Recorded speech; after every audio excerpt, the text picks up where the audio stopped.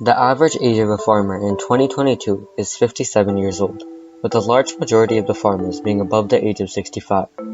As of 2018, there has been a worker shortage of nearly 63,000 people because of the age demographics of farmers. Because of COVID-19, there has also been a shortage of immigrants, who represent 72,000 people in the workforce.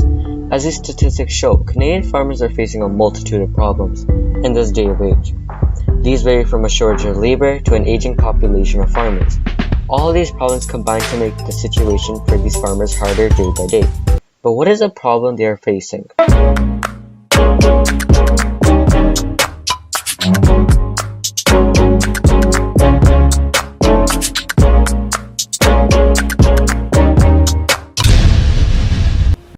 Canada has been subjected to a decline in workers in the farming industry. The coronavirus, closed borders, old farming population, and evolving times have all led to the farming industry losing 63,000 workers in 2018. The children of many farmers are leaving their jobs at the farm in the rural areas and are moving to the city for office jobs. This is because farm work is hard, and many of the youth want to explore and not be saddled down by the burdens of farming. Also, many of the workforces come from foreign workers. However, because of COVID-19, it is hard for new foreign workers to move between countries for jobs. It also causes more labor shortages. Farming is a historic job that is not new to the face of the world. However, as time progresses, young people do not want to become farmers. Young people are moving to cities to pursue office jobs and the exciting city life. Less and fewer people are becoming farmers, and as a result, most of the farmers are seniors near retiring. Moreover, as time passes, a sustainable job is becoming more important in society. Farming is a seasonal job, and not many people are willing to take the risk involved in the job.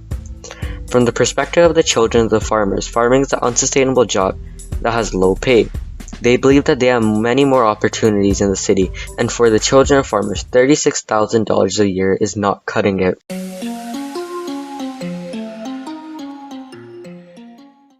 There are a multitude of perspectives to the issue. One of them is the next generation of farmers. They want to move into cities and give away the life of farming for something easier and more comfortable. Life in the city will make it easier to get access to stores and other places, which might not have been in reach for these young farmers. Also, the next generation might also not want to be held down by the struggles of farm life, and rather want to go and explore, which can attract them to leave the city. As well, with farming not being a stable job, and there being little incentive to go into the industry, they have no reason to stay when they could get a better stable job in the office in the city. Them leaving is actually a very good financial choice as well.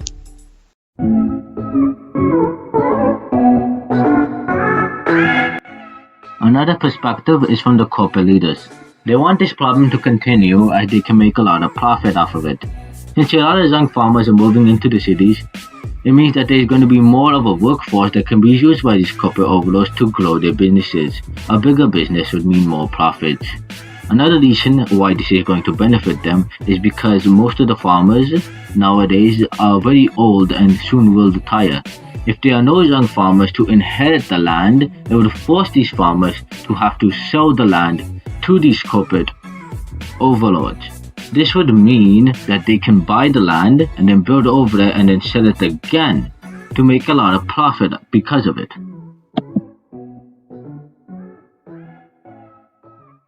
Actually, from this perspective, we wanted to ask a real farmer about what he thought about this.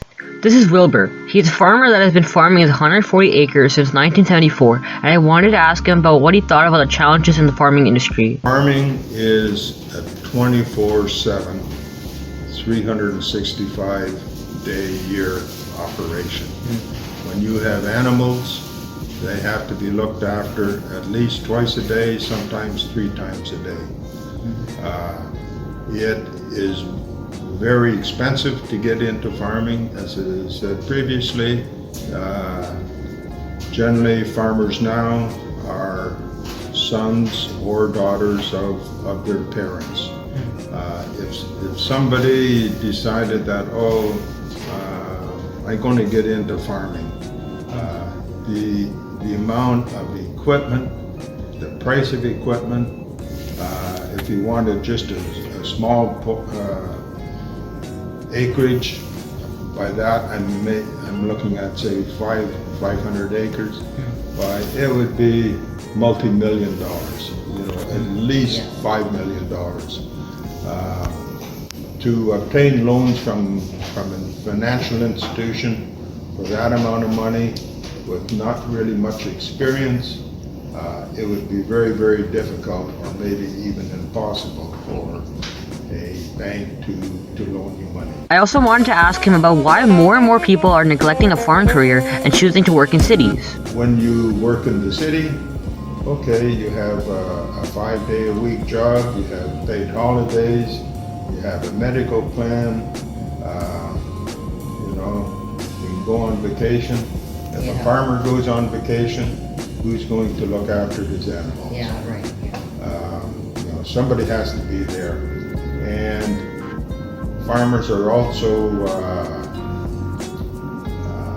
they have to compete with the industrial wage. In the past, farmers would say have a hired man, he'd provide housing for them and give them reduced wages, but now that is getting more and more difficult to find people willing to do that. In the United States, if you could point out one country, they use a lot of illegal immigrants to subsidize their farming wages. People willing to work for minimum wage or minimal wage, provide housing. Even in Canada, we through the provincial government, we have programs to bring people in from foreign countries. Farmer has to provide housing for them, and some of these people are willing to come up and work, say, for the fruit growing season or what have you, and even though they're getting minimal wages, they think this is fantastic because it's much higher than what they would get in their own country. But how can we solve the problem at hand? The problem is the age that Canada has inside the farming industry. The average age of a farmer is 55 years old, which is high since the average of Canadian citizens is 41.1. This is happening due to no youngsters being interested in the farming industry. This is due to the fact that many youngsters think that farming is very unprofitable and very old-fashioned. This is false. Inside of 2014, the average crop farmer's income is around $250,000 a year, without income taxes and farming costs. This is about 4 times the average salary of a normal Canadian. Although there's a really big startup cost. You have to buy land, farming tools, crop seeds, etc. The land alone for only 2 acres in a Kalugin is about $1.25 million, which is not something that everybody has inside of their bank account. You also need to transform the land, buy tools, and much more. It would cost around $5,000 at least. The suggested solution is that the government encourages individuals to pursue farming, possibly through financial means. This is not a new concept, as the Italian government has done the same in the past. In Bova, an Italian city, the Italian government pays individuals to live there. This is because the city was abandoned, which has a population of less than 500 people. However, the Italian government has not only provided homes to new immigrants into the city at free of cost, but is giving $20,000 if they open up their very own small businesses. This has encouraged people to come to Bova, and the population has since skyrocketed. If the Canadian government would do the same thing, they could provide a plot of land for farmers and provide them with $20,000, if not more, with their business startup. This would encourage young people to pursue farming because they're not putting all their marbles into one bowl anymore. And backing from the Canadian government provides them with a backbone to prosper. From the perspectives of the farmers, they would no longer be scared of investing their life's worth into the land and farm because the government is doing it for them. There's no more risk involved, and they would be pleased to help work. From the perspective of a corporate leader, they too would be pleased because an increase in farmers would mean a steady incline in farming profits. In the past, because of a decline in the population of farmers, there's been a decline, and if the Canadian government would provide them with $20,000, if not more, in a startup plus land, this could help them increase their profits and more people would join the farming industry, possibly reviving it as a whole in Canada.